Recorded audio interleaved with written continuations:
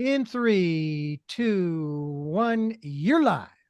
Hello, hello, hello, Santa Barbara. It's your Chantress of everything valuable and beautiful, Elizabeth Stewart. I am thrilled today because I don't think I've ever spoken directly to Scott Devine, who is the director, executive artistic director of Ensemble Theater Company. Been around since April of 2022. And I'm going to talk to Scott about an event that he's doing, but I also want to talk a little bit about Ensemble and all the cool things that they've been up to. First of all, I want to introduce Scott to this show. And Scott is obviously a theater person. He's got an extensive background in theater, music, and arts administration. He was general manager for 12 years of a CFO and CFO of TheaterWorks Silicon Valley. He worked for the San Francisco Girls Chorus. He was director of finance and operations. He was general manager of the Gallo Center for the Arts in Modesto, California. And prior moving to California, he worked for the Performing Arts Center in Purchase, New York. He was director of finance and administration, general manager, and interim executive director. He has a BA in political science from Waynesburg University and a minor in history and theater, an MA from Akron University in arts administration. He has an equity, diversity, and inclusion certificate from Cornell, and he plays a lot of musical instruments and he's a photographer. What I thought was so interesting, Scott, about your bio is you're a guy that understands numbers. And Hi, in the Elizabeth. How are arts you? world, that is so amazing. In the arts world, so amazing, Yeah, I've had an because opportunity to do kind of both sides, the business side and the art side. I've been very fortunate in my career. yeah, well, I don't know, fortunate. I think the people that you work for have been fortunate Oh, thank you. because and the reason I'm mentioning this to you, Scott, is this is actually pretty close to home. So I was married for years and years and years, and still is my really good friend to Adrian Stewart. Is my last name comes from his last name, and Adrian was general manager of ACT in San Oh, Francisco, sure. and he also he was general manager of Pittsburgh Ballet. Right now, he's manager of Escondido Center for the Arts, and he has gosh, I can tell you, so Dallas Theater Center, San Francisco Theater, or sorry, San Diego Repertory. So he managed all these different theaters, and he has a background in higher mathematics and mechanical engineering. So he was like a fish out of water for a while, and then he was like the rare bird that could understand Sure. a financial statement and also could like cry, when something landed right in the Yeah. theater. It is a rare thing. I mean, right now, I don't, he's looking for a replacement. He's having trouble finding the right kind of person that has like your skills. Sure. Yeah, in Yeah, there aren't a lot of like people, there aren't a lot of people in the industry who can handle both sides of it, the artistic side and the business side. Uh, so that's uh, right. yeah. That's right. And usually it's like the business side completely goes, why should we need to make money or why should we, I remember Adrian saying to me when that first impetus, I mean, that was like late 80s, subscribe now was the big Yeah. thing. Sure. And I I remember that. remember I I was remember like, that. I remember yeah, subscribing. you subscribe now. And so what that means, dear listener, is that, get your money into the theater in advance so that we can actually have a reason to make a season. Yeah, And it's an interesting business because so much of our financial model, both ticket sales and contributions, are based on kind of future hope. We hope people are going to come. We hope people are going to donate based on the past. But subscriptions is one way to help us guarantee that season's going to move forward. So our subscribers are very important to us. yeah, and so I remember also the some of the artists, especially the dancers. I mean, the thespians were not maybe as I don't know, reactive as the dancers, but the dancers who had been, artistic directors generally, of ballet companies that they were very insulted that you had to talk numbers to them. Why would we be listening to numbers? We are artists and we're great dancers in the ballet tradition. What do you mean numbers? Why should that matter? Yeah, but we definitely need both. I mean, we need to survive to keep doing the art, and so it is definitely important to keep focused on the business side as well as the artistic side. And I think we've done a pretty good job of that the past few years here at I Ensemble. think you have too. I think you have too. And proof of that is, gotta say, all right, the reason that I asked Wade if I could interview you today is because you're doing an evening celebrating Ensemble Theater Company for the 48th season. And the event is called California Here and Now. And not only I was interested in coming on 6 o'clock on Monday, August the 17th, Yeah, to the new Vic to be the first to experience, the talk that Scott's going to give. And then that was sold out when I called. And it's like, okay, now there's another show that Scott's going to do. So he's doing two one-man shows, but they're not exactly one-man shows because there's some special guests coming. But he's correct. They're doing not. They're one at not. 6. They're Huh? not one-man shows. So yeah, our 6 o'clock sold out within 24 hours. It sure did. So we added an 8 p.m. performance same day. It's not going to be a one-man show. I'm going to be talking about all the shows, which I'm happy to talk about today. But some of the directors are going to be here. One or two of the actors may be here. There may be a song from each of the musicals performed. Who knows? You should show up and find out who's there. Yeah. And so there are some tickets available from the last time I looked for the 8 p.m. That's correct. We still have seats available for the evening. Yeah, there's some tickets available. And what we're going to talk about is some behind the scenes stories. Scott was saying some surprise guests. And then we're going to talk about artistic director Scott Devine about his artistic vision. And there's also going to be an opportunity to subscribe now. Please. An opportunity to subscribe now. And what is so interesting about the kind of conversations that are going to happen is that we are talking about for a theme, really prescient topic, California here and now. Yeah. Yeah. So it's a theme I've been thinking about for a couple of years now, and have is often as I work on a season, I do them based on themes, and often that theme will change as I look at plays, and usually I'll look at maybe 50 or 60 plays and musicals that I'm considering for any season. And as that narrows down, sometimes my theme adjusts. But this year I was pretty set on California Here and Now the whole time. For about a year and a half, I've been working on this season. And so I've been pretty set on that theme. And even though not all of the pieces that we're doing are set in California, they all feel Californian to me. And so there was something about them that still resonated. And California has always been a gathering place from people from all over the world, not just the country. And so I think stories, even that aren't California, still resonate here. So yeah, All I'm right, so excited to do the season. okay, so we're going to talk about, Yeah. I want to mention 5 of the shows that are in the season. And you intrigue me, Scott, when you say they're either Californian or California-like. Yeah. And I'm going to mention the shows, Yeah. and you're going to tell me they're Californian or California-like. And if they're California-like, Uh-huh. what makes them California-like? So let's Sure. start with Buyers and Seller. Buyer and Seller is California. It is set in Malibu. So I'll tell you just a little bit about the story. So this is based on a truth. And that truth is that Barbara Streisand built for herself in the basement of her Malibu house a shopping Uh-huh. mall. She couldn't go to the shopping mall, and she really liked that experience. And so she built a couple of stores in her basement where she would put clothes and antiques. She had a gift shop. She had a frozen yogurt store.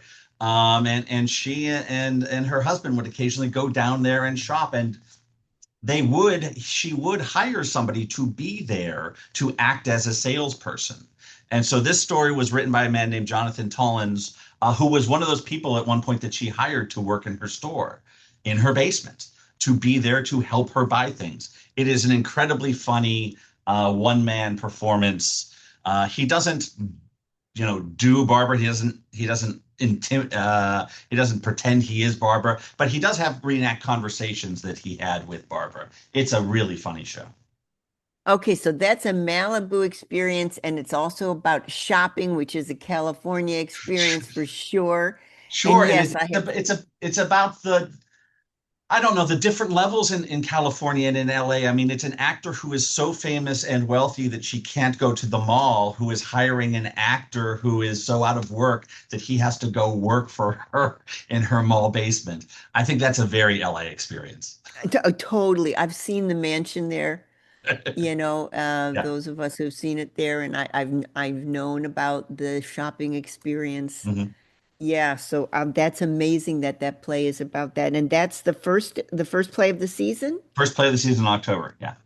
Okay, now we go Rent. Obviously, Rent. We know Rent is California for sure, So and Rent is obviously it's set in New York New in York. kind of like the early 90s, but it is definitely an experience that you would have in San Francisco or LA or any major city where artists are priced out of their neighborhoods, where they're making, choices of chosen family as opposed to their regular family, where they're dealing with drugs and illness and all of those kinds of things. So it definitely, even though it is set in New York, is definitely a story which resonates with artists in LA for sure. But weren't some of the initial people that actually conceived of Rent, weren't they Californian? There were some Californians, I think, involved in the original process of it. And actually in the show, he does leave New York for a little bit of the show. But it is, I mean, it is a classic rock musical like no other, set in the 90s. It I think is going to be a blockbuster for us. So I will say tickets for that are already selling very fast. So get your tickets early if you're interested in that one. And isn't Rent somehow a retelling of La Traviata? It's La Boheme. Rent La is a Boheme. retelling of La Boheme. Yes. Okay, and why is it a retelling of La Boheme? It's just the basic kind of storyline that when Jonathan Larson was writing it, he kind of used the same story arc that La Boheme used. Okay, and so we have a consumptive performer, if I remember La Boheme, and a love story involved with the creative life, Exactly. the cold and dank garret kind of thing. Yeah, okay. Last used car lot in America. Yeah, so this is California all the way. So this is a world premiere. So Santa Barbara will be the first audience to ever see this piece of theater. It is a musical which we are working on right now, which will be on our stage in February. It is set around a used car lot in kind of the LA area, and is set in a world where, like today, big businesses like CarMaxes and Carvanas are pushing smaller businesses out of the world. And so that's the world in which this story is taking place. But it is really at its heart a family story. It's about the man who owns the car lot and his partner. He has been separated. He has been divorced from his wife since his kid was very young, and has only ever got to see his son kind of every other weekend. And his son is just turned 18 and is about to go to college. Is supposed to go to the East Coast to Berkeley School of Music to study music, and decides that he doesn't want to go to school. He wants to stay home and work at the car lot and help his dad save his business. It's a really touching family story with a lot of great music. Um, it's written by a gentleman who worked on the TV show 24. If anyone remembers that Kiefer Sutherland show 24, Joel Sarnow and Sean Callery were the writer and the music person on that show. They wrote this musical. Now, okay, so this is going to be a world premiere. So the first time it's going to be seen is here in Santa Barbara. How do you find a world premiere, Scott? So I get a lot of scripts. You might imagine both existing scripts and new works. So sometimes they come across my desk that way. This particular one, I know the person who's the music director of it, and he was doing a workshop of it about a year and a half ago down in LA when they were first kind of working on the show. And he invited me to come down and see it. And so I get invited to a lot of readings. I'm going to a reading later tonight down in LA. So I see a lot of theater, and sometimes things really resonate with me, and when they do, I try to kind of help them along. Okay, so it's a world premiere that came to you. Correct. Through a music Okay. director, yeah, friend of mine. Okay. How about Doubt? So Doubt is not Doubt is California-like. It's not California. Doubt is set in New York, in the Bronx. It is set, if anyone doesn't know, it's a Pulitzer Prize winning, Tony Award winning play. It is set around a Catholic diocese where there's a school. The kind of Mother Superior character has gotten her mind that one of the fathers has abused a child, and there is absolutely no proof that he has, but she has it set in her mind that it happened. And that's kind of the story of the story, is her continuing to go after this person with no proof, him continuing to defend himself. And at we never know for sure throughout the show whether it's true or not. And so we are left with doubt even when we are walking out of the theater. It is a really interesting story. It is a super powerful story. Um, I'm really glad to say that the incredible Mimi Rogers is going to star in that show for us, and the equally incredible Madison Lintz. Both of them were on the TV show Bosch and Bosch Legacy. They're going to be playing those two sisters that are in the show. They've worked together for a long time, have a great history and chemistry together. And I'm thrilled that we're going to get them to come to Santa Barbara to do this show for us. So I'm noticing, for example, Buyer and Seller is sort of like a comedy, I think I'm Yes, it gathering. is.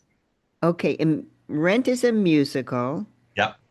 The Last Used Car Lot, the next one up, which is going to do its world premiere in February, is more about a family Yeah, but it's also a experience. musical. So we It's have a musical. we have three plays in the season, two musicals. We have a comedy in Byron Cellar.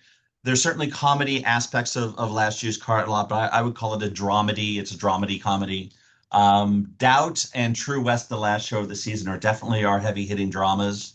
I mean, I try to program a season that has a little bit of something for everyone. We certainly have a huge audience here in Santa Barbara that loves kind of classic hard hitting dramas, and Doubt and True West are definitely going to be those for I was gonna say that this is, that's where I was going with one comedy, one musical, one drama musical, one drama, and one drama. So yeah, we have a very varied palette. True West, California or not. True West is California, set just outside of LA. It's a story about a two brothers. One of them is a screenwriter in LA. The other is kind of a drifter. The drifter brother comes home and decides he wants to try to steal his brother's life, decides he wants to become a screenwriter and try to steal a job away from his brother. His brother reacts in a really unique way. He decides to prove that he could be a better thief and transient than his brother was.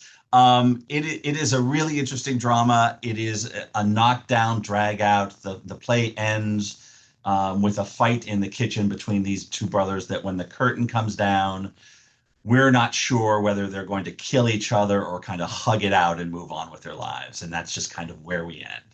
So tell me, I think I've seen this play before. Where did it premiere? Do you know where it premiered? How long I ago? don't know off the top of my head where it premiered, but And when was it? it has been done a number of times all over. It is it's considered one of Sam Shepard's kind of most iconic American pieces. It has been performed a lot. I think I saw, did I see one of the Brolin children You play might have, one of the yes, you brothers? very well may have. And I remember being super impressed. This was years ago, maybe 20 plus years ago. Could the play be that old? Sure, the play was originally written in 1980, I think. Okay, then I did. That was definitely, is it, what Brolin would that be? So not the Brolin married to Barbara, it's the son. Yeah, so that would be True West. That's the end of the season. Ends our season, yeah. So, yeah, end of the season. So, this is you mentioned to me, and it got me thinking of a question. Sure. The last used car lot, it's going to be a world premiere. You actually heard from its musical director, a friend of yours. Look, Mhm. Scott, come down to Los Angeles and let's see what you think of this particular play. Let's see if you want to do something with it in Santa Barbara. Well, I guess that begs the question for me, the position of Ensemble versus a Los Angeles theater of the same heft. What would you say to that? Uh, um, well, I think that we're definitely competing in that world. So Okay. we're definitely competing with those theaters for rights to shows, finding new works. Um, but we also are all very collaborative. We work with all of those theaters. We moved a show last season, our show The Shark is Broken, which ran here in Santa Barbara for 3 weeks. When it was over, we moved it to Laguna for another 3 week run. So we all are also very collaborative, but yeah, we are competing for shows, the rights to shows, a new work like this. But I don't view it as competition. I don't think. I think that the industry is very supportive of each other. So I did cover, I had three of the actors from A Shark is Broken on this show. They were fantastic. Yeah, That was such an interesting collaboration. And, it was, at first I was like, well, these people have been, or the men have been cast because of the way they move and their faces. But in fact, they were just super talented outside of the way they captured the historical yeah, characters. yeah. I was Yeah, that impressed. show was really remarkable in their retelling of that that time period during the filming of that show. We've been It very was no, fortunate. We get most of our actors out of LA, and then they come up here to Santa Barbara, and I have found that they love to get away from LA for 6 or 7 weeks and come up here and hang out in Santa Barbara. It's a beautiful place to hang out. I think the actors really enjoy it. no doubt. It's so funny, Scott. I have to say, so I go to church here at the mission. I live very close to the mission. And last Sunday, the priest of all people, he says, "Oh, I see a lot of new faces. Must be fiesta. People are coming and welcome to Mass. Welcome to the Santa Barbara mission, blah, blah, blah." And I'm looking like some of you are from Los Angeles. And he said, "We here in Santa Barbara don't go there."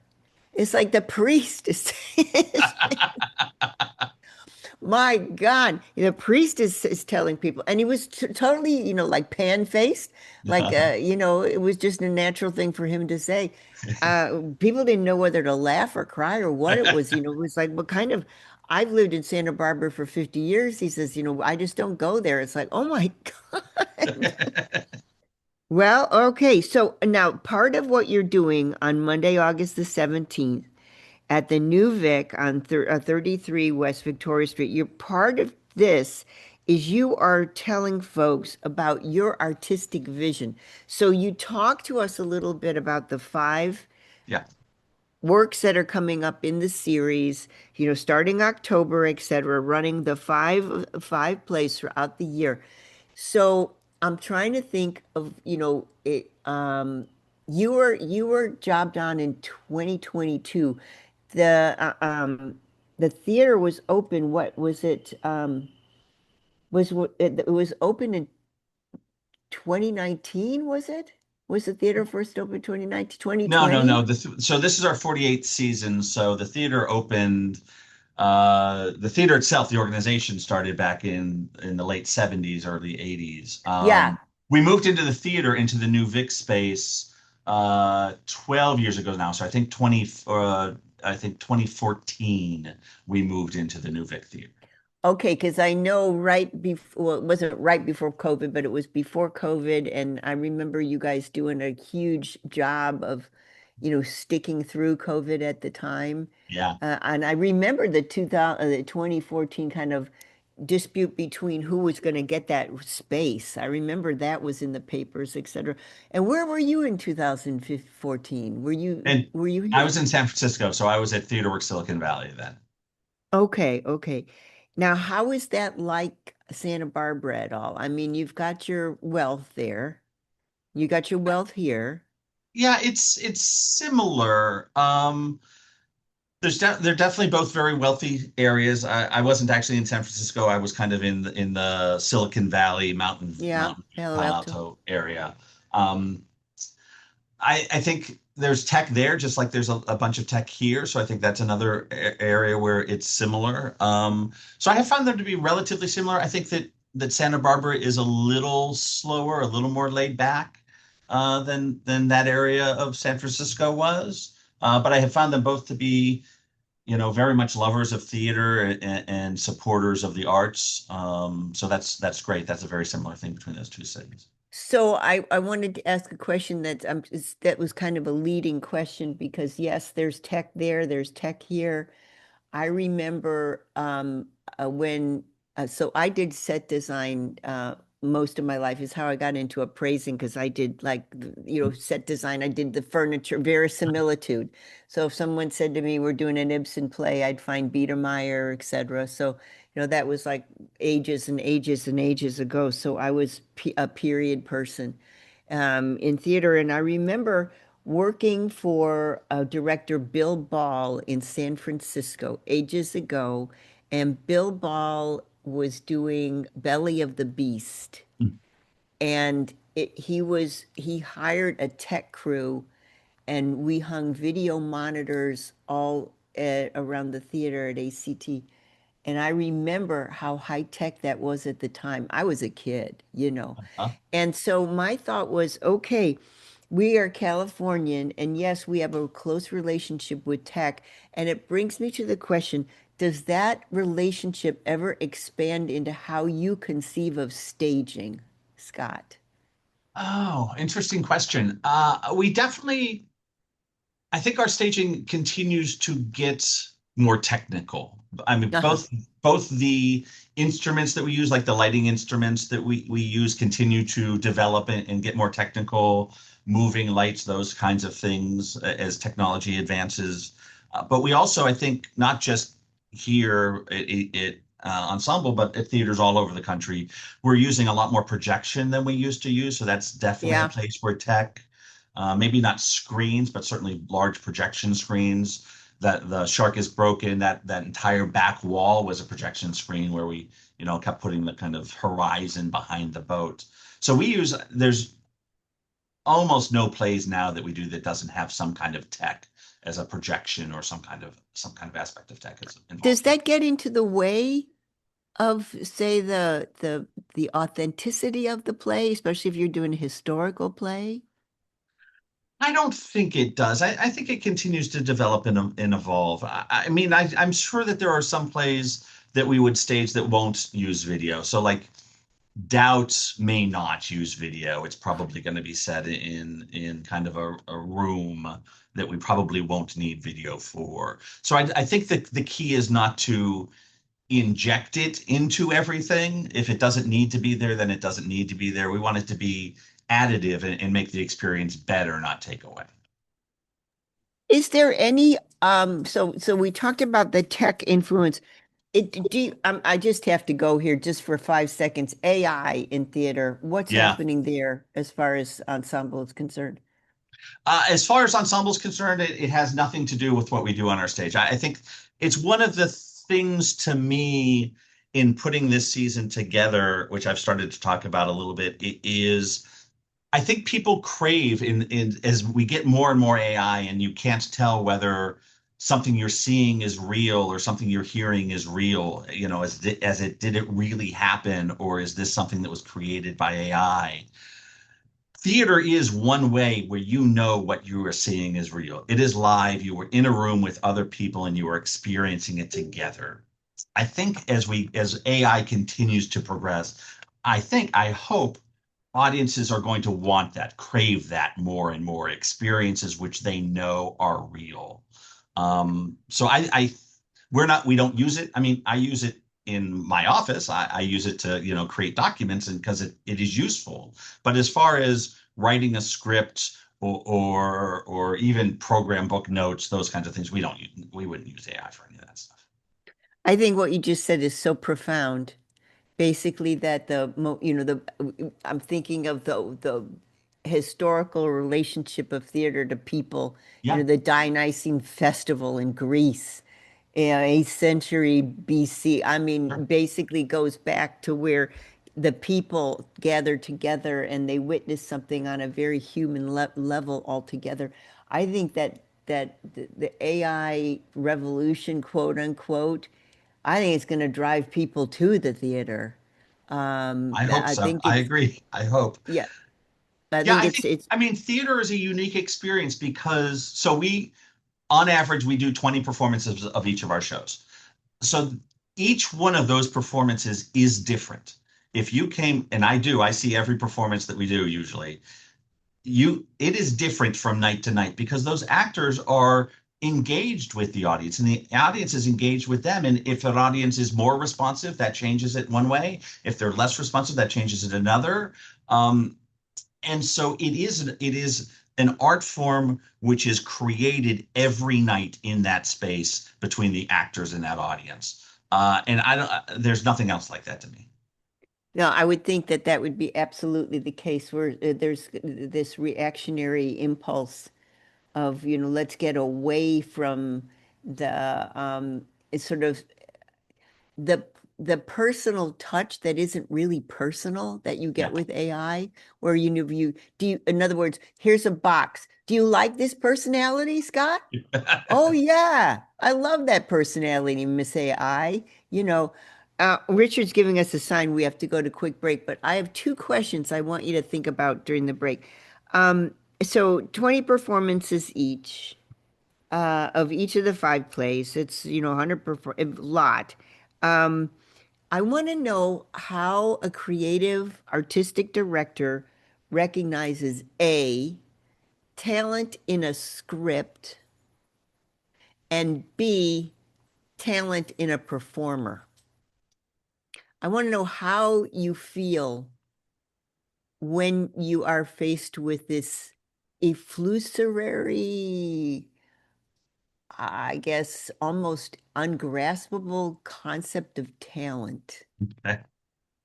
And so I want you to think about that. Okay, Richard, let's go to quick break. We get back from the break. By the way, I want to reintroduce this is Scott Devine, who's artistic director, actually executive artistic director of Ensemble Theater Company of Santa Barbara. 48th season is happening, and Scott's giving a personal talk, augmented with some wonderful personalities who are coming. Monday, August the 17th. The first show at 6 p.m. is sold out. The second show at 8 p.m. is still available, a few tickets. So you can go to Ensemble Theater Company online and book those. You can find out about the following: Buyer and Seller. It's about Barbara Streisand's shopping basement. Rent the musical, obviously. The Last Used Car Lot in America, a world premiere, a musical based on a family. And Doubt was a famous movie, and now we're bringing it here. And this is going to star Mimi Rogers, who I'm sure a lot of you folks have seen before. A drama, high drama. And then finally, True West, a Sam Shepard play that he wrote, I think it was in the 80s, a classic California play, classic play. So those five are up, and actually, Scott is going to be talking about all those five and also his vision for the theater in that conversation on Monday, August the 17th. If you haven't met Scott, you've probably seen him in the audience. He's usually there, but this would be a great opportunity for you to actually hear about what he's planning for Ensemble and what he's planning for the theater in general. Let's go to quick break, Richard. We get back from the break. I want to talk to Scott a little bit about how he recognizes talent. Big question. Don't turn that down. All right, very good, very good. We'll wait for Elizabeth to get back with her tea or having taken care of business there, and I will. Where is? Oh, I'm over here. Over here, here. By the way, you were talking about Kiefer Sutherland, and I've been looking for a long time for this one TV show that he did. Finally found it. Oh yeah. Great program, great writing. And that was the television series that was short lived, unfortunately, called Touch. Huh. I don't Oh, think I know that one. oh my God. It's you gotta watch it. It's incredible because it though I don't know what the purpose behind it all was, what I can tell you is what my wife and I took from it was that it shows just how interconnected we are. Mm, Oh my gosh. And this was going back to 2010. I mean, mm. I I'll was check it so out. yeah. Didn't care much for what was it?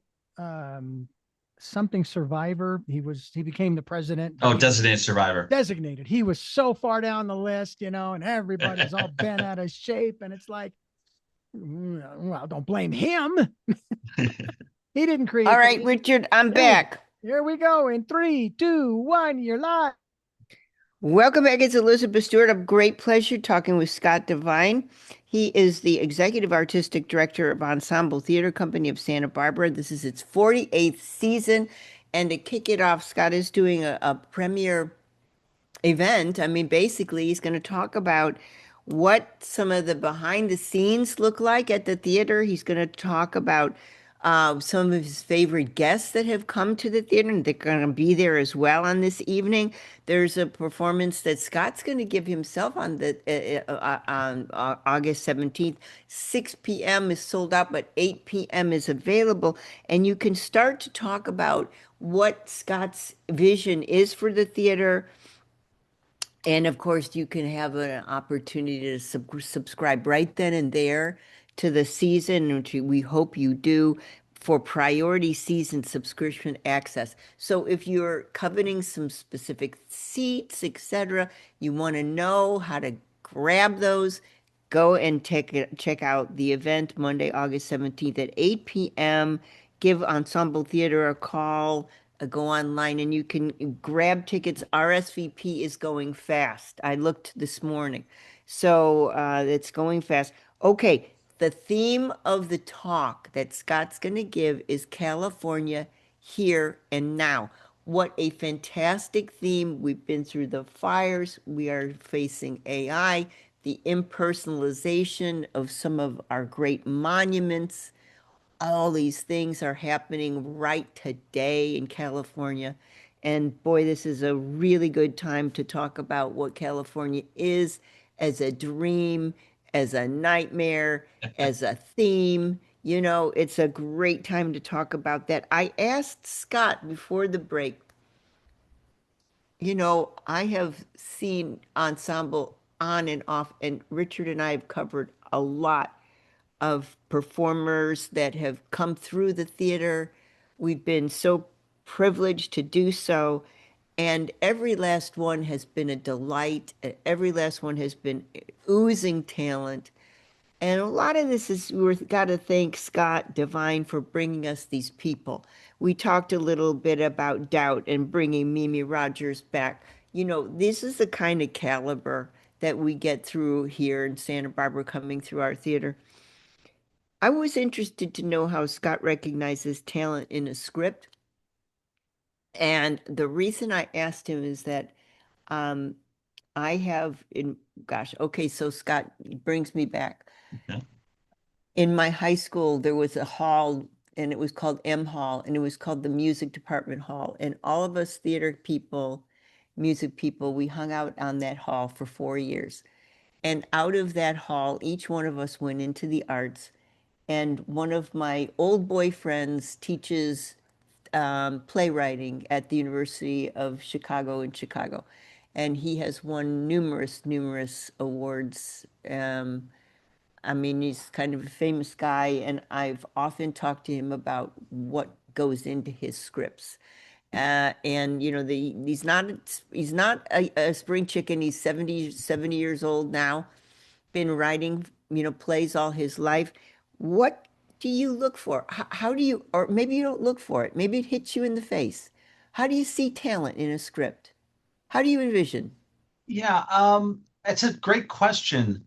I mean, what I look for in a script is something unique, and whatever that might be. I mean, occasionally I will see a show like The Shark is Broken. I was in New York I went and I saw it on Broadway, and as soon as I walked out of the theater, I was like, "We should do that show. That is a Santa Barbara show that should be on our stage." But sometimes it is just reading a script and having the imagination, I think, to envision what it could become on the stage. This past year, we did a show called Jane Austen Abridged as our holiday show, The Complete Works of Jane Austen Abridged. That has not been done by a lot of regional theaters. Jane Austen has been done by a ton, but that particular show hasn't been. And so when I read it, I kind of had a vision for what our directors and designers and actors could do with that show. And so it is finding something unique. That's a unique show. It's a little different than Jane Austen as normal as other theaters have done it. So I like to find things that are a little bit different, a little unique, something that I think we can sink our teeth into, particularly something which we can do in a unique way, right? I don't want when you walk into the theater 5 times, because I'd love for you to also to subscribe. I don't want you to have the same experience every time you come into the theater. I want something different. So like the last show we did, Every Brilliant Thing this season, we turned the theater into a theater in the round. We took out some seats, we added some seats on the stage, extended the stage. That was about making a different experience for our audience. When I'm reading the scripts, I'm thinking about all of those things. How can this engage our audience? How can we do something unique with this script? Right. So I covered every brilliant thing. That was fantastic. I spoke with the star of the Yeah. show. It was absolutely made me cry. He was such an evocative person. I guess what I'm asking is, I have a friend who won an Emmy for his script writing on Miami Vice. This is Uh-huh. years ago. Part of our high school theater department gang. And he when he writes, writes for film. When he writes, he has a star in mind. Hmm. And so that's what, he's conceiving of a whole like a Hollywood film. And he starts with, Sure. this is going to be with this star, and then that's blah blah this star, blah blah blah blah blah blah blah. And so it kind of makes me crazy because I'm like an old literature person. I'm thinking, well, what about the word? You're thinking of the star. And I was wondering if you thought of, well, here's the talent pool that we have, and we're going to think about this star for this. But I guess it's different though with the live theater. It's a little different, although when I'm reading a script, I will often think of somebody who I think, oh, they would be great for this. For example, Doubt, when we were talking about doing Doubt, I knew early on, that's been on my list for a couple of years, but we haven't done it because I haven't figured out who the right people to do it were. So once I came on Mimi Rogers, I was like, oh, that's the right way to do this. Now we can move forward with that. So definitely when I read a script, I will have somebody in mind. When we did Dracula a couple of years ago, I had that idea of what my Dracula was going to be and who I wanted to do that as soon as I read the script. But we are very So fortunate because we can cast out of LA and there is so much incredible talent. Sometimes I'm wrong. Sometimes I think, oh, that would be the right person, and they come into auditions and somebody else does it a different way that really blows me away. So you don't have in your mind, I'm just thinking of the classical ballet world. Like, for example, if Mr. Balanchine didn't see someone who was tall and blonde and 105 pounds, you were out. And so, it's like you don't have somebody that's personally like, if it doesn't fit, that you're out. You actually open when you Yeah, do I a think we audition. tend to be very open. I mean, so casting we do out of LA. It's usually me and the director and Brian McDonald, our artistic associate, who are the three people in the room doing the casting. And sometimes we have an idea of what a role requires. When we did Alice Formerly of Wonderland 3 years ago, based on the kind of Alice in Wonderland stories, we had an idea of what the girl who was going to play Alice was and what we thought it would be. And somebody walked into the room and did it in a completely different way that blew us away. And we were like, nope, we were wrong. That's Alice. That's what it should be. I get it. Okay, all right. So the question then remains is the talent level. Yeah. This has been the subject of many, many conversations that I've had, especially in the visual arts, where you're a teacher, for example, and you're teaching painting or you're teaching drawing, or in my world, you're teaching dance, for example. So you're saying, okay, so how do you know? And it's not necessarily the skill and precision of the dancer. There's something else, and you can Yeah, kind of feel it. But if you had to say, well, what is it that I'm looking for? I mean, let's take that Alice, for yeah, example. yeah. It is so hard to explain. It is a feeling. It is a spark that they have in some way that you just can't deny when you see it. We one of the first shows we did when I kind of took over as executive artistic director, Ring of Fire, which was a Johnny Cash story. When we were casting that, a guy named LJ Benet, walked into the room for casting. He had been a child actor, hadn't performed in 8 or 9 years. It was his first audition back.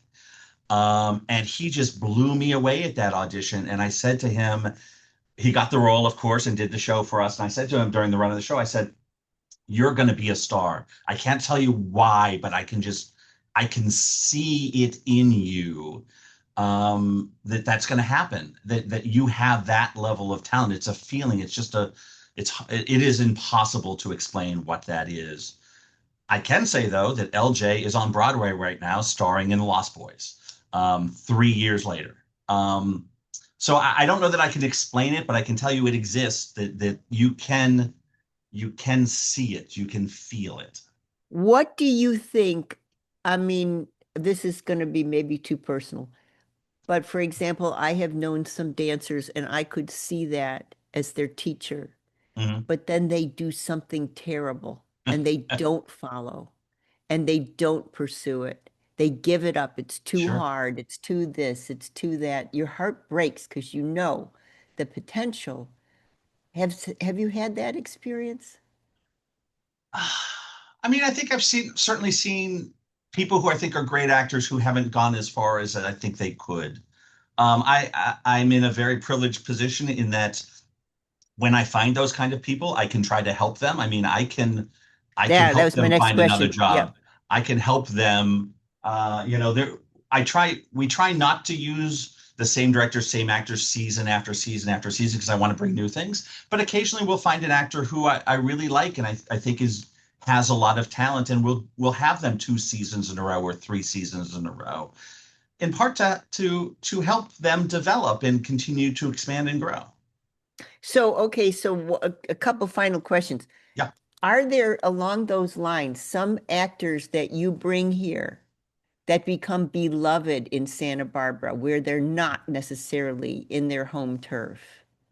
Oh, that's interesting. I think Matthew Floyd Miller, who's been in a number of our shows over the years, even pre my term, has done that. I think my feeling is at ETC, it's been more directors than it has been actors. We have a number of kind of very beloved. Jenny Sullivan is one for sure, who has Yes. been a long time director. Jamie Torcellini is another one who has been a long time director.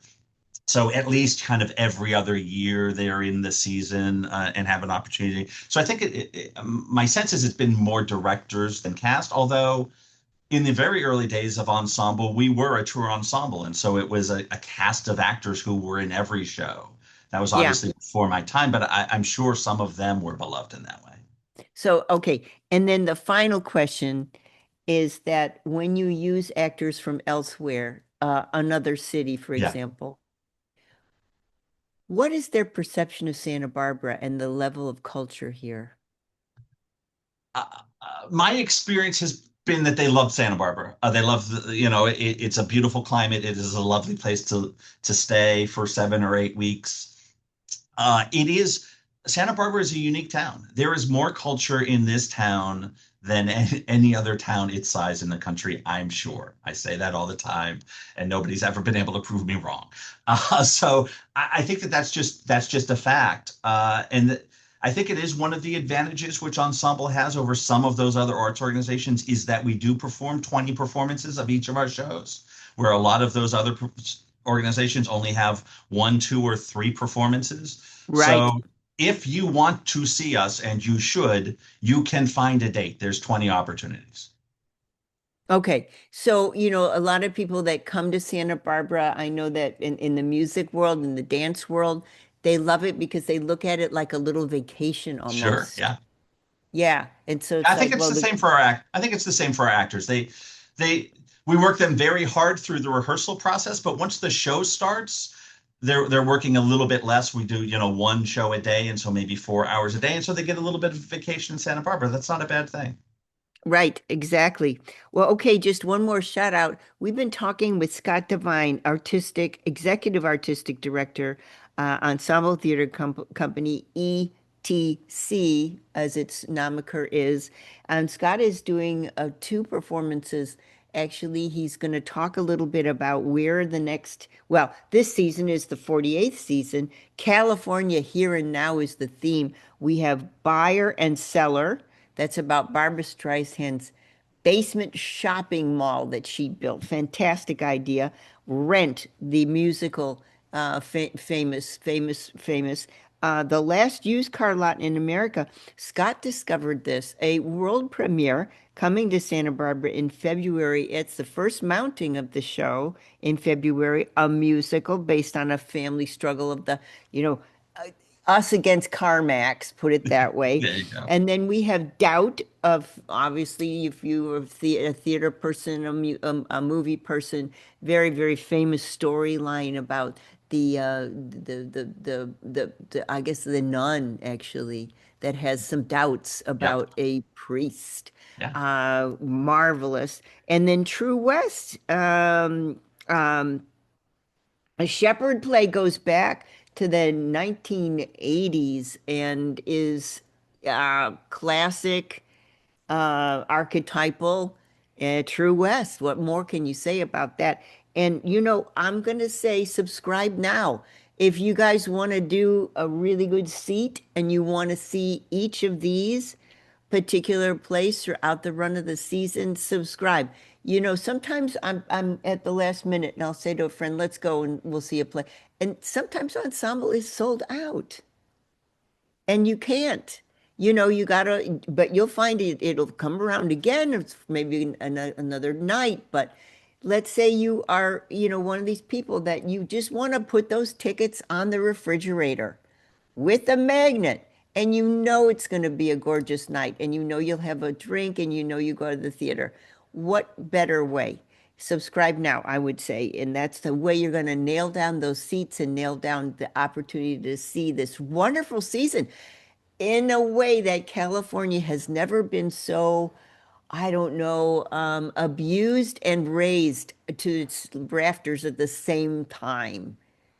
California Here and Now is the season at Ensemble Theater Company. And Scott's been with us, Scott Devine, the executive artistic director, and he's given some really interesting insight about how he creates and crafts, how he thinks of talent, how he thinks of Santa Barbara, how he thinks about business and the arts. So we've been privileged. Thank you, Scott. Thank you so much for having me.